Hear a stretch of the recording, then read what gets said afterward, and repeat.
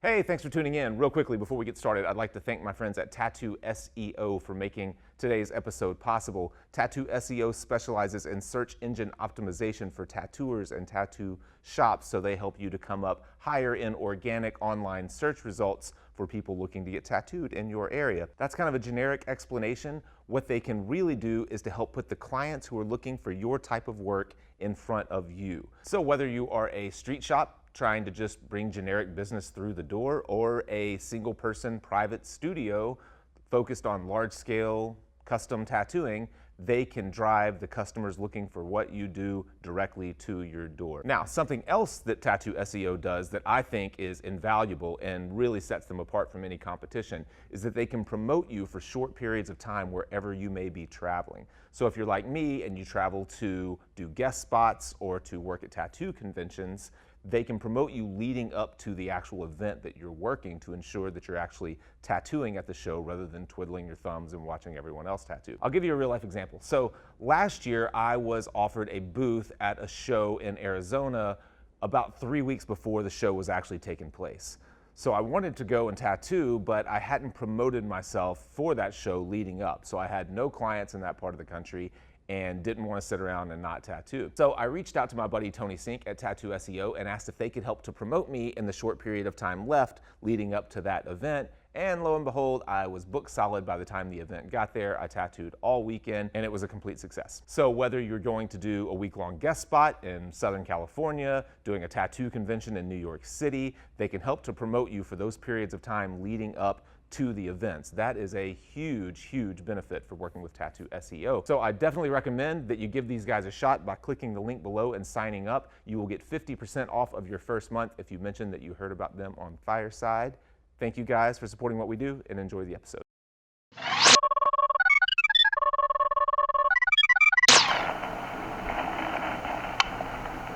Hey, oh wait, let me clap.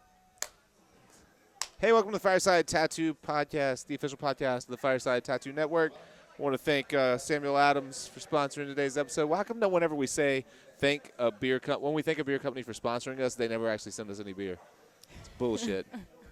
Or anything at all. Not even a Sam Adams t-shirt, which have to be cheap. My name is Jake, and this is Fabz, and I'm excited about this episode. We're at the Space City Tattoo Expo that our friend Shaquem puts on, and Fabz works with Shaquem at Artifacts Tattoo here in Huntsville, Alabama. But as I just learned, you're not a Huntsville, Alabama native. I kind of had a hunch before I asked the question. So tell me a little bit about your story. You were born in Germany. Yes. Okay. I was born in Germany, and I grew up there, and I moved to London when I was about 11, 12. And then why the move to London? What happened? I mean, obviously because of your parents, but why did they move to London? My mom lives in Germany, my dad in London. Okay, gotcha. And they decided that was a good age for me to see something else. Oh. And especially with school and everything, it was easy for me to just transfer, I guess. Yeah. So yeah, I stayed in London, finished school, and then when I met my husband, who's from the States, he said he wants to move back out here, and he's from Alabama. So was he military, or what was he doing?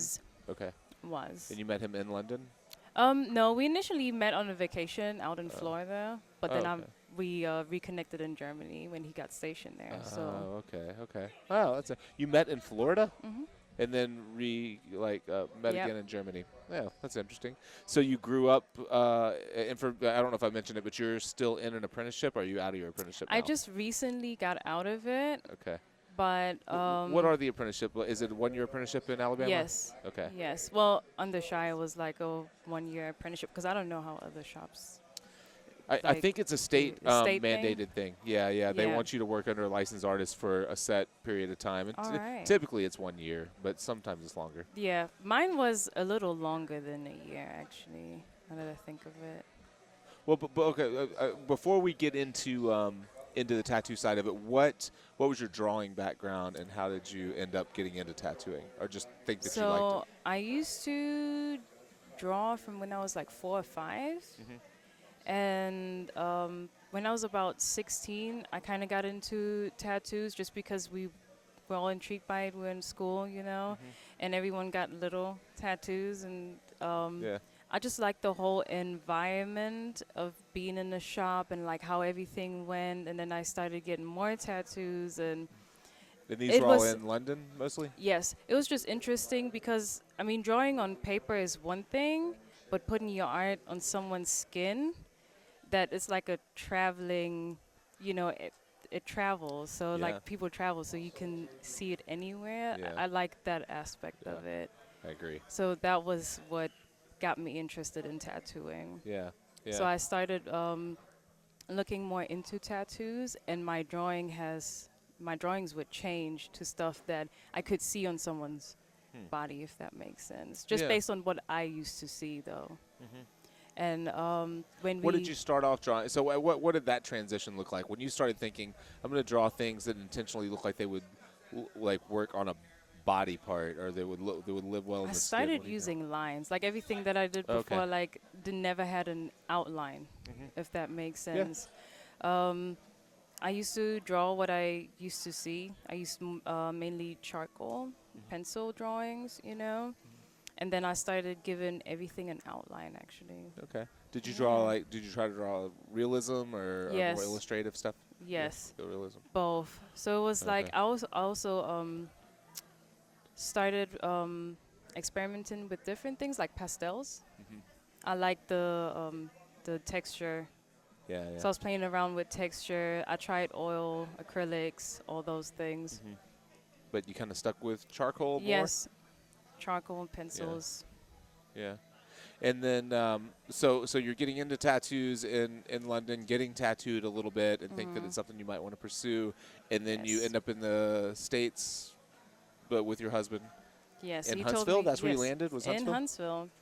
Wow. What a crazy! You're not very old, I know by looking at you. I won't ask how old you are, but from Germany to London to Huntsville is a really interesting transition for anyone at any age. It is. I mean, I grew up in the city. Like all my life, I lived in cities. So it's different. I know people would consider this the city around here. This is like a little upcoming town. Right. It is really Especially sweet. compared to London. Yes, Right? One it's of the great always cities busy of out the world. there. And it was easy for me to leave London because I had kids. Oh. So good. that's what made me think a bit different. I Okay. didn't want them to be exposed to London lifestyle in a sense. It's How all many kids do you have? 3. Really? Okay, you're older than I thought you were. I thought you were like 22 years old or something. I don't I know. don't know, I'm a bit older than Okay. How old are your kids? that. The youngest is 4 and the oldest is 6, so Okay. 4, 5, 6. Oh, wow. That's and you still so you're raising a 4, 5, and 6-year-old, and or probably at that time like a 4, 3, 2-year-old, and going through a tattoo apprenticeship at the same time. Yeah, but my husband helped me a lot, and he's the one Okay. who actually pushed me for it because I was hesitant. I mean, it's something that I really wanted to get into, and he would just see me at home drawing. And he's like, no one is gonna know that you want to do this if you Then don't you don't go do it. out there. And so when he said go for it, I connected with Shy easily before I even did the apprenticeship or anything. Yeah. So he just told me like, create me 10 solid pieces that you think are tattooable. Come back by and we talk about it. It took me about 2-3 months. Oh, really? Yes, I was Just like to really. work on. You were just nervous, or just? To I work was super nervous, and I was like, I wouldn't finish anything. I'll restart the whole thing just to make sure that it was on point, like the best thing that I could possibly put out there, and trying to create 10 different styles. Like I've never used watercolor before then, for Okay. example. So I also used different mediums when I did that whole little portfolio just to show him that I'm willing to learn Yeah. different things, and I'm not scared to try different things, and it worked. So you brought 10 examples in different mediums that you felt like were tattooable. Yes. Yeah, that's a bold thing to do. I mean, that's hard for anyone, even an established tattooer, to do in multiple mediums. So what was his? Do you need to answer that? Sorry, no. That's all right. We're good. All good. All right. What was his? So what was his response? He took you on with those 10 pieces, or did he give you another assignment, or where did it go from there? So then he told me just hang out at a shop Okay. and try get a feel for everyone, help out wherever I needed to help out. And at the time, I could only do weekends. So it went from like every weekend I stayed for as long as I could from before we opened till we closed pretty much. I helped out the artists, took care of the shop, learned how to. The main thing that I learned during that short time every weekend was talking to clients, potential clients, and everyone is different. So Right. that was interesting for me. Yeah. And Ex- yeah.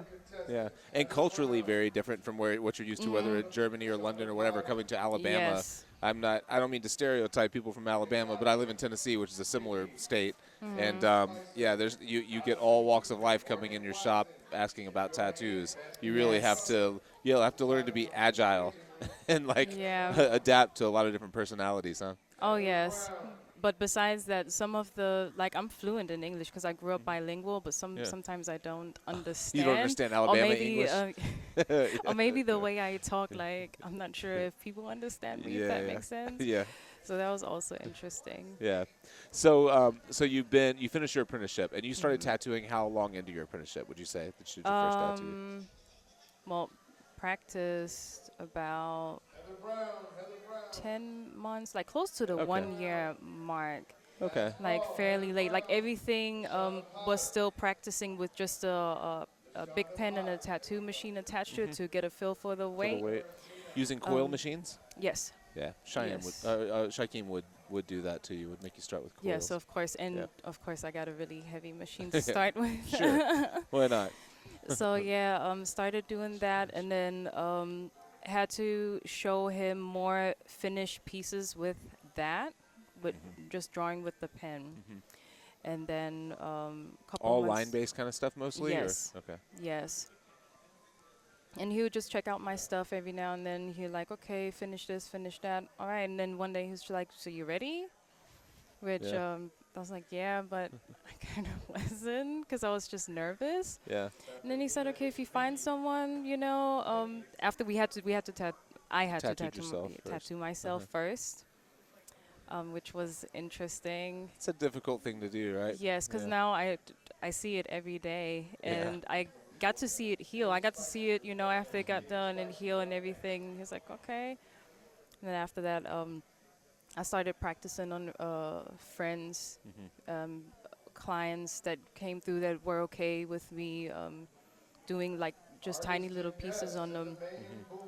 So you never worked on fake skins or anything like that? I did. I had Or did you? I actually had a whole arm, like Okay. the pound of flesh arm, or half of it at least, which I had to cover it fully, Okay. like every piece Every of spot. that. Yes, and then I had to show it to him. Yeah. And then after that, he asked me if I was ready, and So what was that transition like? The things like a pound of flesh were not around when I started tattooing. It was like pig's ears or whatever, if you wanted to do that. I just started with people, so I never had that transition. But we did have apprentices at an old shop of mine, and I remember trying to help them with the pound of flesh. Or back then it wasn't. It was before a pound of flesh. It was like a rectangle of whatever that material is with like a strap on it, so you could actually strap it around an actual person and work on it. And that was the first thing we ordered. And I remember trying to help an apprentice that she was trying to put a line in and it wasn't working. And I went to show her the way I would do it, and I couldn't get the line in either. And yeah, so it's the same thing. it's the same thing. So not at all similar to tattooing people. No, it was challenging. Yeah. To just put a stencil on took me forever. I couldn't figure On it the out. pound of flesh? Yes. Yeah. Because I would let it dry for a whole day. Oh, and it would still wipe off? Yes. So the longer the better, pretty much, after you put on the Yeah. stencil. Just let it sit there for a whole day, go home, come back the next day, and then prepare for it. And then also you just have to work it more, I guess, and you would see it open. Yeah. I guess, yeah. Yeah. So not really a great representation of what you were going to deal with when you started tattooing people. No, but I guess it was just to get a feel for the shape, because it's different when you're drawing on paper. It's just flat. So I feel like the arm helped because it was like different shapes, and then the wrist up here, just that it's curved as well, and then the fingers, and that was interesting. You mentioned when we were talking earlier, when you just came by the booth, that you that you had just done your first kind of color blending piece. So you spent a Yes. little bit of time doing just line and black work kind of Yes. only, pretty linear, all of it, or did you do some black and gray shading, or not a lot? I did do little tiny black and gray shading, nothing too extensive. It would be like, a tiny little bee, so shade around there, like put solid black in. So that's kind of what I've been doing recently. Yeah. And I had a client come back in. She's like, okay, actually, I want you to do this. She knew that it would have, it's my first time. And I had, like I said, watched one of the Fireside videos. Yes. Watch that, how you blend the colors together, which helped me just to, Good. like, right before I went to the shop, just to have that in my head. Yeah. And yeah. Yeah. Looking at just how many total, I don't know if you want to call it, like, number of tattoos or hours of tattooing do you think you have under your belt right now? I'm not sure about hours. Do you have any idea how many tattoos you've done? Probably around like 150. Oh, okay. Or Okay. So Yeah. yes. The reason I ask is I'm just trying to build kind of a framework for other people who watch the show who are either just trying to get into tattooing or are in the same spot. What do you feel like right now is your strongest suit, and what do you feel like you're struggling the most with? Okay. Or either one of those, if you don't know for sure. What What are you best at right now?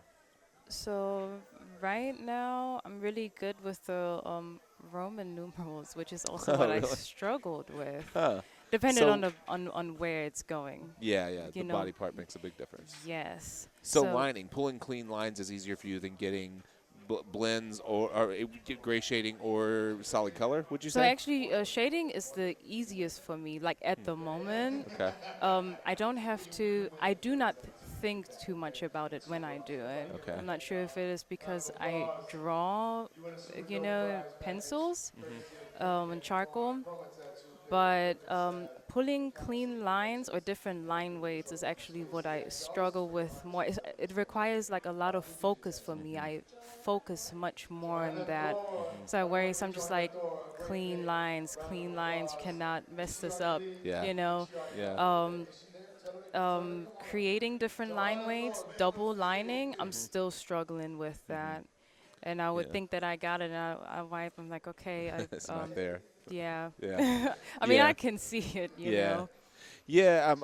I think that's probably pretty common because I think you just hit the nail on the head when you said shading, gray shading, is a lot like working with charcoal, and it's not as intimidating because you have multiple opportunities to build a gray wash up. When with lines, I think that tattooers feel it's an intimidating type of mark because it's so deliberate and you have to be sure that it's correct. Yes. You know what I mean? And that just gets in your head. Yes, what I struggle with a lot until not too long ago was making sure the lines are consistent throughout and actually in there. Yeah.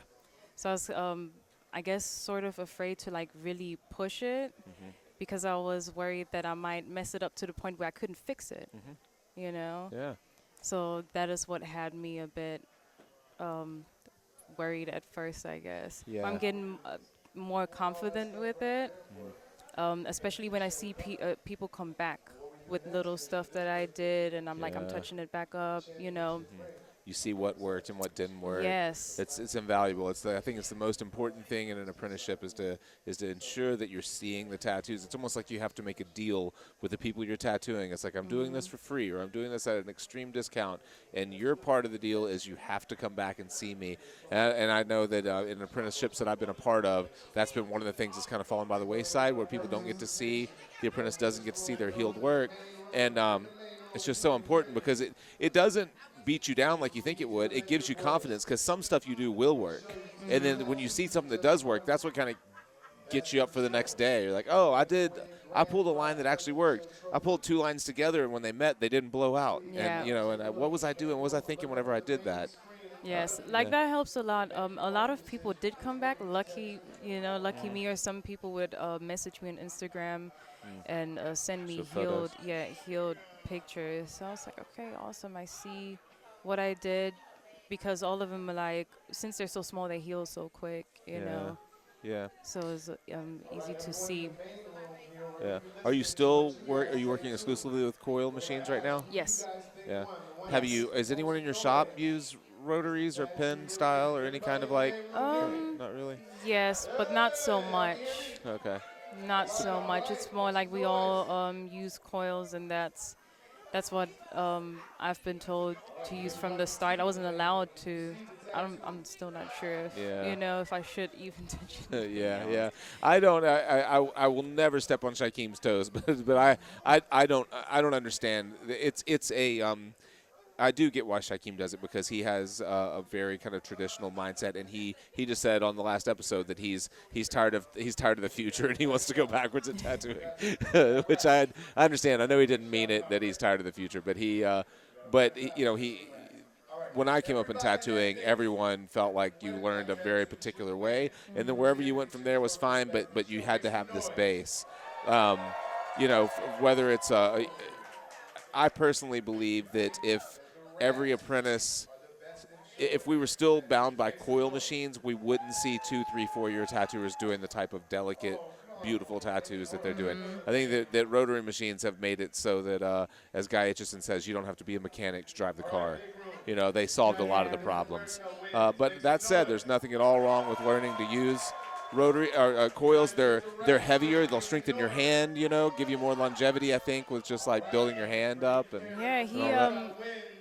he had said that that's what I should start off with, and once I was able to just be fully comfortable with everything, he said then to just try new things and see how that goes for me. And I think there's nothing in the world wrong with that.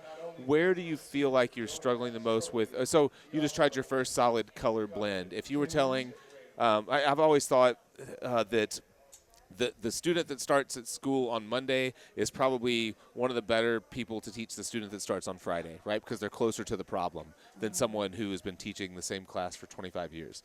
So if you were talking to someone who has just started, they're about to do their first color, saturate their first color piece. Having just saturated your first color piece, what worked and what didn't work about it? Do you have any ideas? Yes. So making sure that the color is fully in all the way. So you really have to make sure to push that ink in. Yeah. Yes, because I was worried about going over too many times, overworking the skin. Okay. Yeah. So those are things that I had in my head before I even did that, though.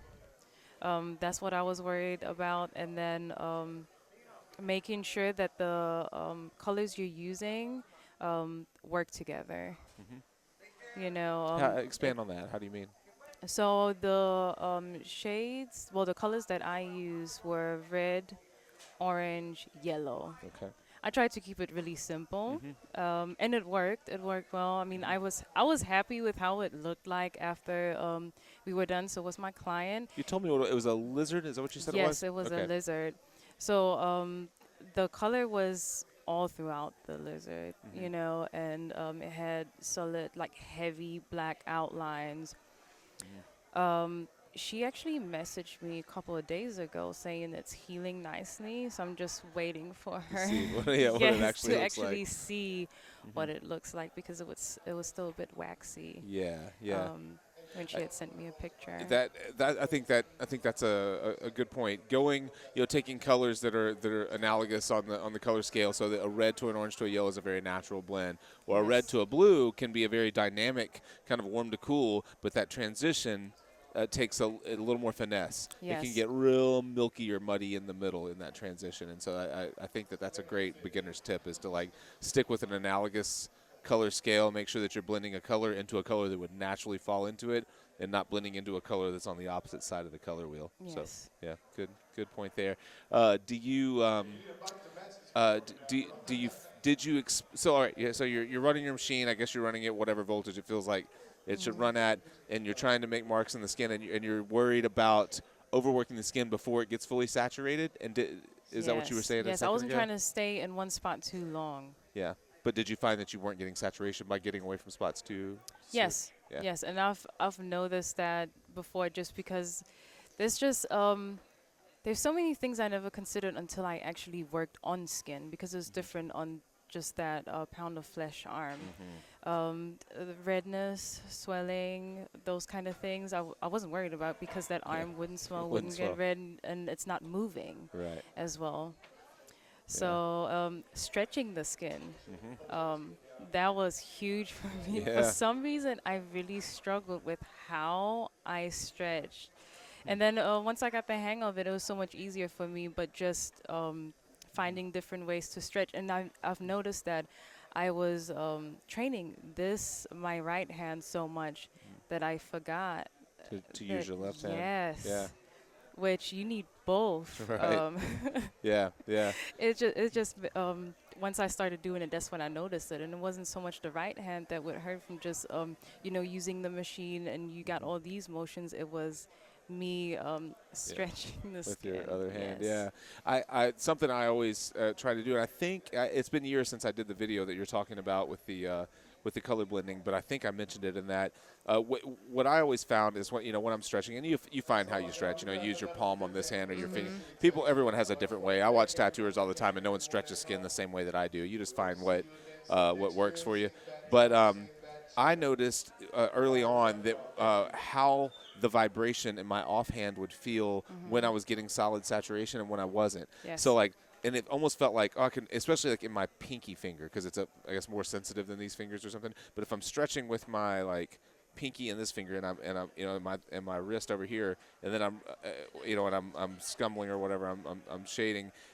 The vibration that I feel when I'm getting really good saturation is specific, and I learned to recognize it. And so now, after years and years of doing it, I don't really have to look at. I can just tell you whether or not that's saturated before I wipe it, because I know exactly what it feels like on different parts of the body, in my offhand and in the vibration. Yes, I do understand, because that's what I started. Like I said, at first I struggled with putting the ink in when I was pulling lines. Yeah. And once I got the hang of it, I would feel that vibration, and when I would stretch it, I would feel it between my fingers.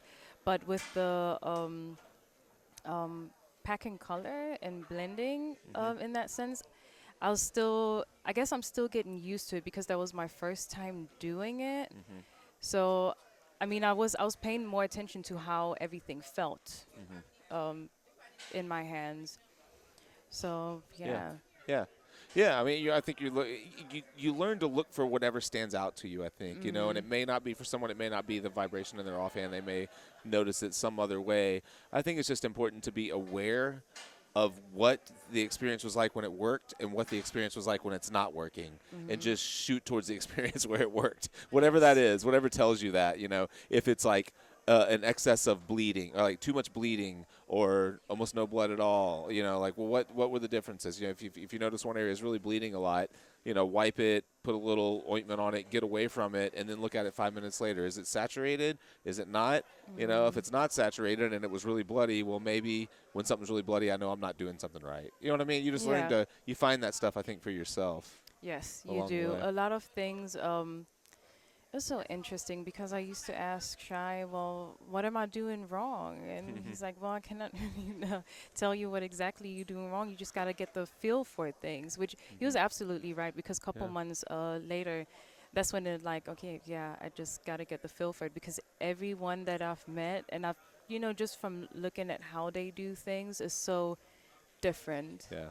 They're all which helped, in a sense, because there wasn't this complete right or complete wrong way of doing things. But it also was, at first it was a bit intimidating, because it was, that the only way you can get to where you want to be is by learning those things, just trying not to make too many drastic mistakes. If that makes sense. Yeah. Then that's that's the big hang up in tattooing. You can make all kinds of mistakes when you're learning to paint, and you will make all kinds of mistakes learning to tattoo. And the thing is that I think even now I constantly make mistakes, but I make them in a different way, and I make smaller and smaller mistakes that I can correct more and more easily. But I think if you just learn to accept that you never stop making mistakes in tattooing, you just you know your mistakes, but the higher level mistakes you make, the less people realize that they're a mistake. You know what I mean? Yes. When you're just starting and you make a really obvious mistake, like a blowout of a line, well, everyone sees that that's a mistake. If you've been tattooing 30 years and you make a mistake, and you've been working at it for 30 years, and you make a mistake, the mistake that you made, probably you and 2 or 3 other people that you know would recognize it as a mistake, and that's a comforting thing, I think, in tattooing. I like the thing that I really like about tattooing is this never-ending learning process. So if you Yeah. keep learning. You keep learning. Yeah. Yes, it's like always something to. There is no Yeah. like, oh yeah, this is it, and Yeah. boom. You never, you never solve the puzzle, and you're never going to be Yes. the best. Yes. You'll never be the best. Doesn't matter. It's like whatever it is, someone is better at something in tattooing than you are, and that is the intriguing thing about it. It's what's kind of held artist, attention for so many years. I've always thought about, if you read about people like Da Vinci or Caravaggio or Rembrandt, all these people, they all wrote, and they were all super intelligent people, and you realize, like, the smartest people in the world never conquered oil painting. It like kept them mesmerized their entire life because they never they never solved the riddle of oil painting. And I think for tattooing, it's the same way. You never like truly solve the riddle of tattooing. There's always another like hiccup around the corner or something else to like pick up on. And that's what I like about it, because it's like I'm always going to learn something. Like there's always another step or another way, and things you take with you and add, as you go through it. Yeah, yeah. And that's what I like about it. Did you have any trouble? I think I know the answer to this. Finding clientele, like people to let you practice on them. Yes. Oh, you did? I had the wrong answer. I thought you did not. I actually did. I Really? feel like I also pierce. And that is actually how I found a lot of people, because like I said, like we just, I started my apprenticeship shortly after we moved out here. I think it's been about 2 years that I've been out here. And I didn't know anyone at all. I don't have like friends or family around that I, could just ask, other than my husband. Right. Have you tattooed your husband? I have. Yeah. That's fine. You can go back over it later. Yes. I have. Yeah. But yeah, I found most of the clients like through me piercing them. They would ask, so do you also tattoo? Because everyone else is tattooing at the shop. And I was like, yes, but I'm still apprenticing, so I'm not tattooing yet. But I know eventually I will need to practice on some people. That's when I found that Instagram was very useful, because they would all ask, like, okay, so do you have Instagram? What's your Instagram? And a lot actually messaged me months later, like, hey, have you started yet? Oh, wow. Yes, and that's how I got them back in. Oh, nice.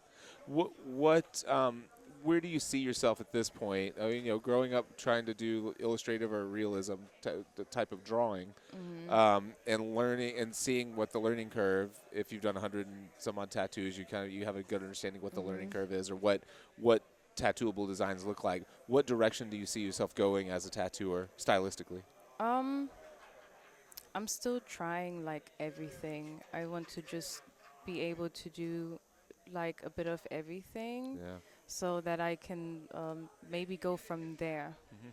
Like once I've tried everything, or did a little something, maybe then I'll be able to go from there and see where that takes me. Yeah, I think that's the best approach, and it's a very patient approach to take. It's not always the easiest one, because as you tattoo more and more, people want to know what you do.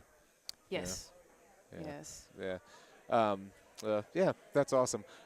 You're drawing. Right, so how are you tattooing? 5 days a week or full time right now? Or 5 days a week. yeah, and do you do like just going by some apprenticeships that I've been a part of in the past? Do you build like flash sheets of stuff that you'd like to tattoo? Are you drawing for? So most of our, like, it's all walk-in based, really. We stay pretty busy. So a lot of people just walk in, and it's whatever they want, like any small walk-in pieces. That pretty much, that's what I take on. Hey, how can I help you? What you want? This and that. Yeah. And that's how that's what I've been doing. So you're drawing a lot on the spot and doing the tattoo at the Yes. same time. Yes. Okay. That's a great way to learn. It's kind of like being, thrown into the fire, because you have to learn what's tattooable kind of on the fly, right? Yeah. Yeah. Yeah. Yeah. What helped me a lot was we did a Friday 13th. Oh, yeah. Yeah. So, yes, that was also That's very helpful. yes, great practice. The first one. Because you did 75 of your 150 tattoos on that day, right? I That's actually, it was so interesting because I didn't even get as many done Oh, as I really? thought I would. Yeah, it was, I don't even count them. Right. I did not count them when I said, yeah. Oh, gotcha. No. Yeah, those kinds of things are, those days are exhausting. I haven't done them in a long time, but we used to do benefits for whatever, a shelter or for something. Yeah. And it was like, pick something off of this sheet and everything goes to charity. And you like, the night before those days, you're just like, oh, God, here it comes. This is going to be crazy. Yeah, with us, it was the whole week because people would come and, you guys doing the Friday the 13th? When are we going to see the Flash? Yeah. I'm like, yeah. And then after they leave, like, are you ready? And I'm like, yeah, I have to be Right. ready. I don't know. Am I ready? I will be ready Yeah. that day. But it was also great practice because it was arms and legs only. Oh, yeah. That's nice. Yeah. So with Yeah. us, our Friday 13th was arms and legs only. And it was interesting because they're all so small, like seeing how long I would take on each for me to set up. It was kind of like also pressure. So many people trying to make sure you take care of everyone, making sure that you put good work out and not just rushing it, but also still working in a timely manner. Yeah.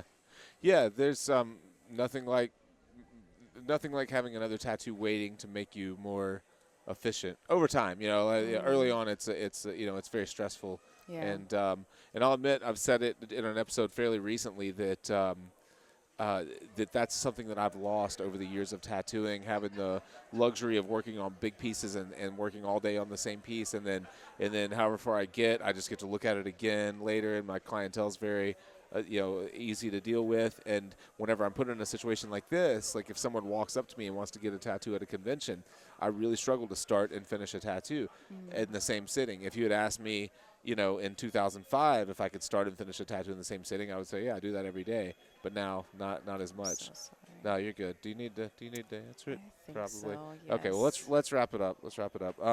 If people want to get tattooed, if they want to find you, you are at Artifacts Tattoo, Huntsville, Alabama. Yes. What's your Instagram and your? My Instagram is art by Fabz, Fabz.